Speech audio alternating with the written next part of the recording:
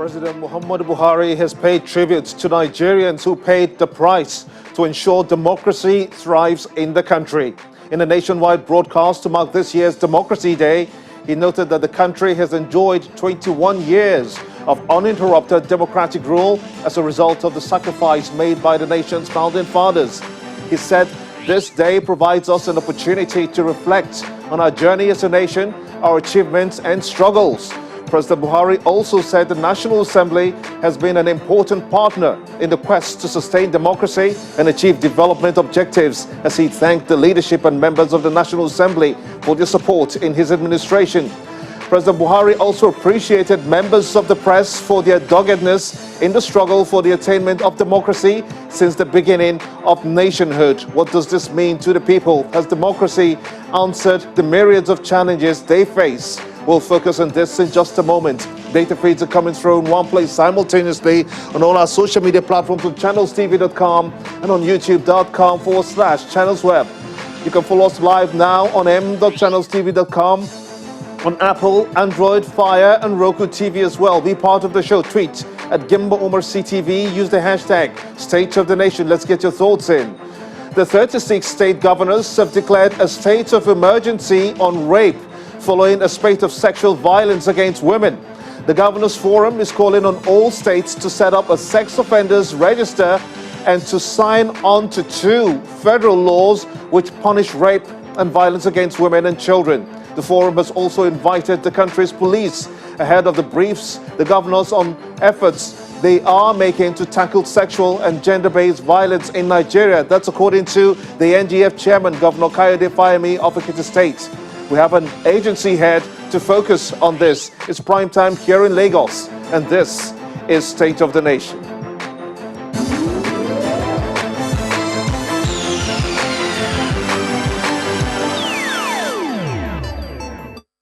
Welcome everyone in Nigeria and the rest of the world. I am Gimba Umar and this is State of the Nation.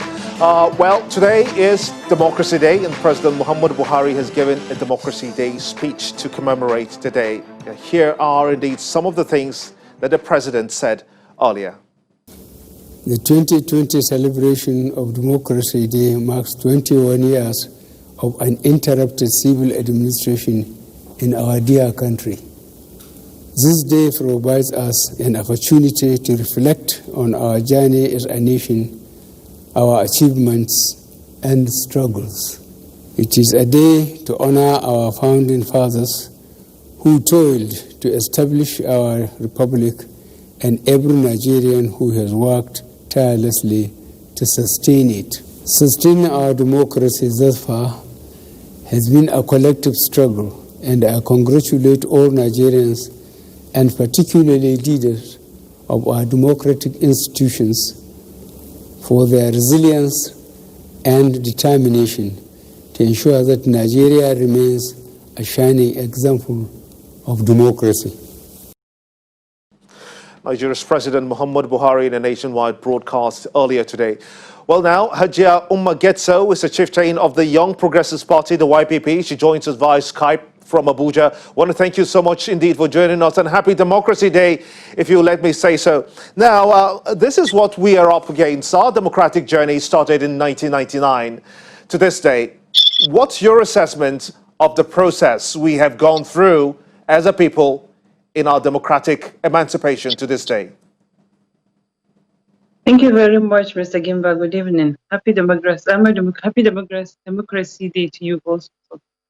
Our journey, it's a very long one, but not very wonderful, because if you compare us with the other countries that even got independence after us, or those that are close to us, you can see that the progress we made it's not something to show to the world.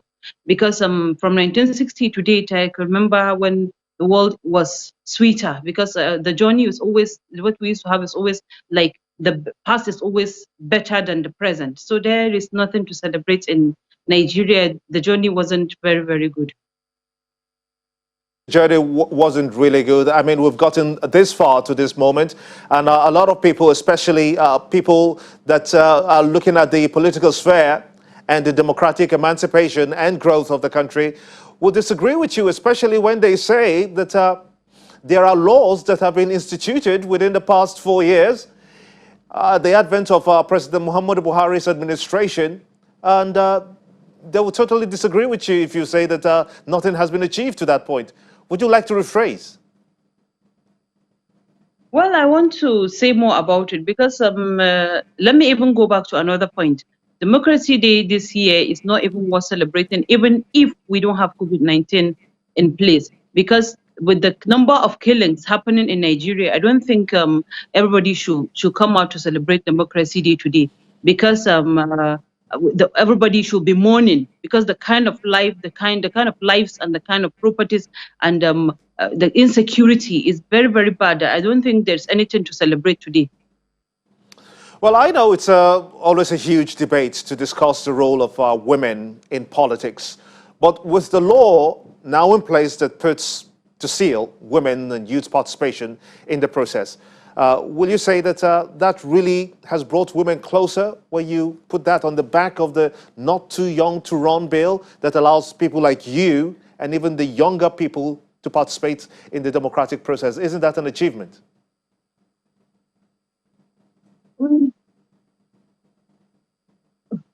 We cannot say it's an achievement because how many youths of my age are in the government today? Very, very few. How many youths are in the ministerial or very key positions in this present government? There is none. And if you compare the youths we have in Nigeria and the youths we have abroad, you can see we have professionals that are doing very, very well in other parts of the world. Why are they not doing same also in our own country? Because we were not given any opportunity. Our own leaders doesn't consider us as able. So I don't think there's anything to celebrate. As we have, when I was in primary school, I think of the present president was the president, and still today I'm now fighting, trying to lead my country, trying to give my country an option, and I'm still a kind of younger generation. I'll be 40 next year, so I expect people of my age to be now at the front line of ruling. But you can count to none. That's just the reality of it. You were part of the last presidential elections as a running mate to Kingsley Moghalu, who ran for your party on the heels of that Not Too Young to Run law as well. Would you say that that has encouraged the political growth in our country today? Because there are people who have gotten into the Senate and have run for positions and won that are younger people as a result of that very particular bill that was passed by this administration. Well, it's very true that a lot of younger people show their courage. People like us, we plan to come out thinking that youths like us and Nigeria will believe that they deserve more.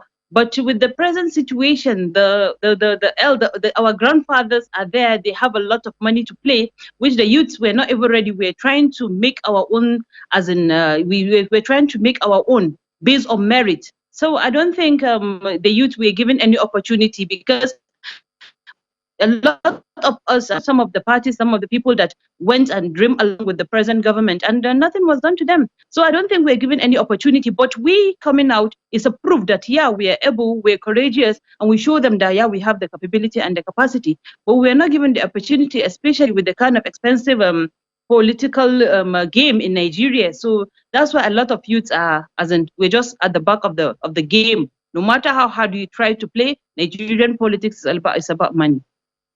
So are you saying that now we must look at that those laws that enable people to play at a younger level or at a younger age, if you will? Are you saying that we should have a rethink or reform those laws to enable participation fully?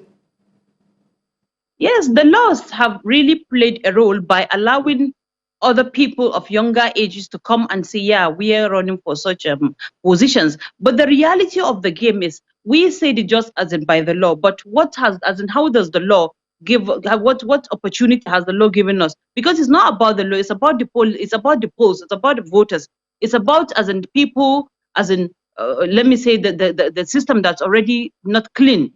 So with such a system, I don't think any youth that will come out and make any impact. Because we need to be given real opportunities, because there are a lot of us, not even myself, a lot of younger ones that have performed very, very well in their running. but they're not even considered. After all, even at the end, they back the present government. So that's what I'm just trying to tell you. It's not about the law, it's about the people, as in dreaming along with us Budging. and giving us an opportunity to play fairly without any influence of any financial or any, as in, let me say, I don't even want to say much, but let me just leave it like that. We should be given an equal What opportunities? What opportunities? Can you be specific? What opportunities are you For aspiring example, now, to have?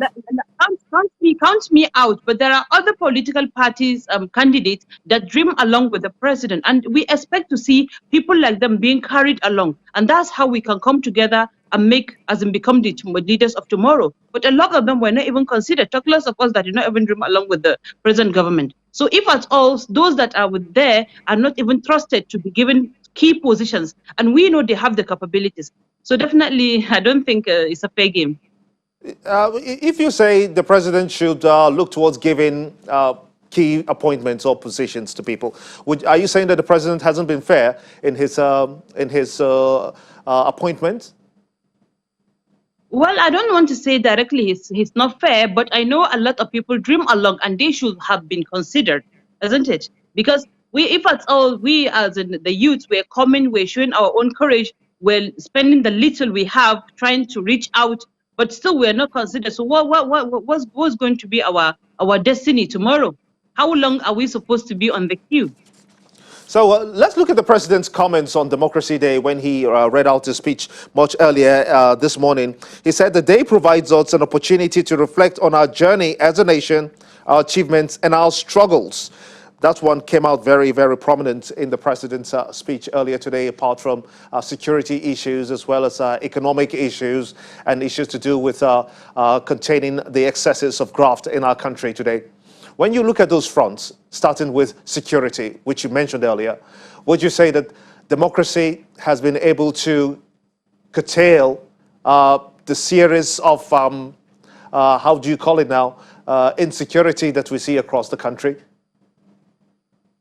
Well, I am not even the one to judge because I've been following comments since morning on the presidential speech. Even the people that are claiming they are Buhari's, people that are claiming APC, I've seen them even apologizing to people that they have failed woefully because it's a very, very bitter reality. We've suffered Boko Haram before in the north, but it has never been this bad because those days it's only Boko Haram. But now we have bandits, we have kidnappers, there are even ones that you cannot even mention them because how can a group of people enter villages and clear the entire village without where are our DSS, where are our police? Though I know we have a very minimal number of policemen and women, but at least I expect everybody to be on deck. We have civil defense, they should be equipped. This is something that should be addressed. This is a matter of life. There's not achievement when we are not secured. So this is something that I'm very, very sure each and every Nigerian today is crying over the killing. So with this killing is not even defined. If we remember during these days, it was Boko Haram. So Boko Haram did something today, two days ago. But now we cannot even clearly define who are Boko Haram, who are not Boko Haram. The killings is becoming too much, and I expect the government to do more. I expect the government to do more. That's a good place. That's a good. I'm afraid that that's a good place to let it rest because of time. I most sincerely thank you, Umma Getso, a chieftain of the YPP. Many thanks indeed for talking to us here on State of the Nation. When we return, though, governors declare state of emergency on rape in the country. Stay with us.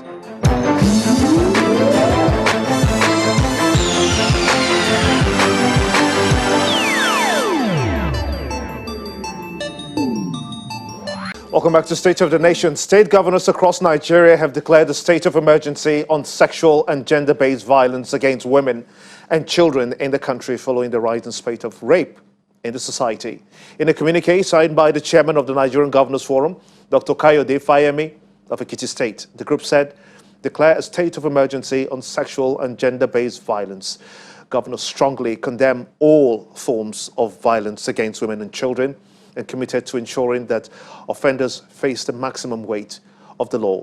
Julie Okadonle, the Director General of NAPTIP, now joins us via Skype. I want to thank you so much indeed for joining us at this time.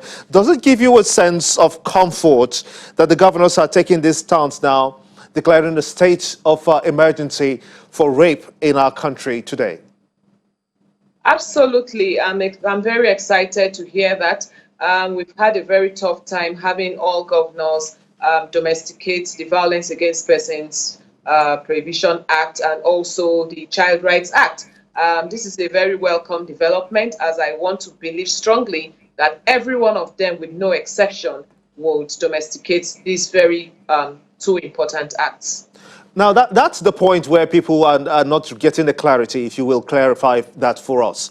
When the state governors domesticate all of those laws, what will it amount to? Will it stop rape cases, say, in far-flung areas that we've seen them happen time and again, and even some have not even been reported? It will help. It will help the victims in the sense that the Violence Against Persons Prohibition Act covers both male and female. Previously, there was no provision for a male, but we know for a fact that a lot of boys are being raped daily. So it will cover that very well. And again, for the Child Rights Act, you know, it protects the children, it protects the rights of the children. So many rights of the children are being abused every day. For example, it will stop early child marriages because the child marriage age is 18 years. But now you have some people marrying off girls at 11, 12, 13. It will become a crime. So I think those two laws are extremely important if we are to talk about giving some kind of comfort to rape victims or protection. Now, what the governors have done is to, give the full weight and full support against rape in our country. But this same issue was tabled before the National Assembly. As a matter of fact, the House of Representatives, I'm getting that very clearly. The recommendations that came to the House, one of which was a recommendation of castration of men who perpetrate this kind of crime. You have spoken about this very vehemently, and you feel a little bit disappointed that that didn't scale through. Why? Well, I wasn't expecting men to agree that they will be castrated. Because this immediately you talk about castration, they start thinking of what if it's my brother or my friend or even me? What if I fall into that kind of trap? So I didn't expect them to accept it. But something like life imprisonment will do. Okay, life imprisonment, you say, is a consideration, I believe, that the National Assembly is looking at now. But what would you say should be the quick steps in trying to, douse this as much as possible and get those numbers, because we're recording very high numbers across the country? What will be the quick steps that must be taken, in addition to what the governors are doing, supporting these actions of rape against women and children? Yeah, the quick steps should be creating massive awareness campaigns, ensuring that primary and secondary school education is free and compulsory for everyone, boys and girls alike, and ensuring that all the states, with no exception, domesticates the VAP Act and the Child Rights Act. These are the first steps to take, and I think that once this is done, then we know that we mean business. What difference will it make, though? Protection of the rights of the victims, because right now the rights of the victims are not really protected. But with the VAP Act, the rights of the victims are protected. With the Child Rights Act, the rights of the victims are protected, and those laws are being implemented. But do you think states. Yeah, I'm just wondering, maybe I should rephrase that. Do you think that the structures are right enough to, contain or curtail, rather, some of these excesses and possibly even eliminate issues of rape in our country? Are the structures in place? The structures are in place. We just need to change the mindset of people. A lot of people, grow up with a very wrong mindset. So education, awareness. We just need to keep talking to people to change their mindsets, their way of thinking, to take culture out of reality. A lot of people bring in cultural practices like, if I am raped, I cannot share with anyone, I keep it in the family, I settle it in the family, and all of that. So we need to change the narratives. We need to stop stigmatizing the victims. But now stigmatization should go to the perpetrators. They should be named and shamed because they are the ones that are the monsters and not the victims. And with the sexual offenders register in place, it's going to be a very good tool to name and shame shame these perpetrators, because no one wants his or her name to be out there, for people to know who they really are, So I think everything is the right place. Implementation is the most important thing at this point. If you say that, Donley, a lot of people will question you along this line. Say, for instance, Nigeria is very big, very wide country. There are remote areas that can hardly even see cars get into those places. There are girls in those places. For instance, in Borno State, Chibok, for instance, we've had situations whereby those insurgents, they move in and they even, abduct children, girls for that matter. Some of them end up being raped. How well are we prepared? How well are we structurally prepared, if I may say again, to try to see that the lives of those girls who are far-flung away from the city center is also protected?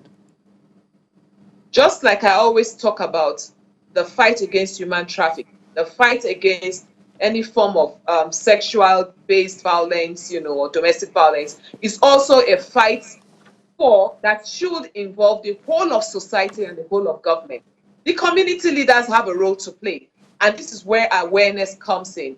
When you are raped, who do you report to? You report to the community leader. The community leader reports to the law enforcement agencies. But if we don't carry out this awareness campaigns right to the community leaders, they would not know what to do, or they in turn might end up being the problem, in the sense that they now want to settle it in the family. So we are trying to teach them to get out of that, thinking, that mentality of let us settle it within the family, but report to the appropriate authorities. So everyone is going to be involved in this fight.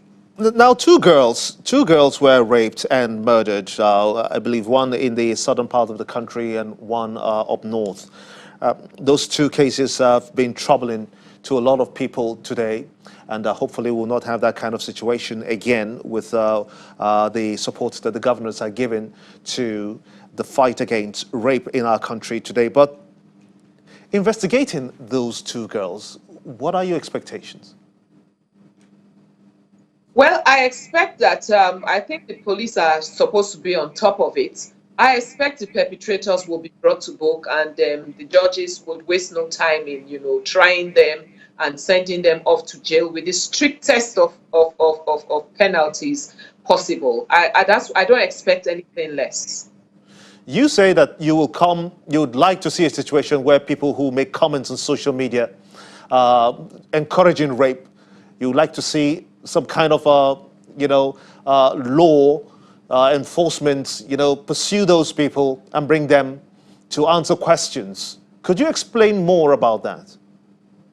Yes, anyone who anyone who supports or makes any derogatory statement against the victims or gives an excuse for what happened to the victim, as far as I'm concerned, is the suspect. And I'm moving very seriously to amend the law in the Violence Against Persons Act to include that as an offense. And every such person will be arrested and prosecuted accordingly. So how do you plan to go ahead with, this is social media, and how do you draw the line between someone who is acting or saying things, writing things up, discriminatory against women or girls with an intent to encourage rape? How do you find a thin line to delineate those two extremes?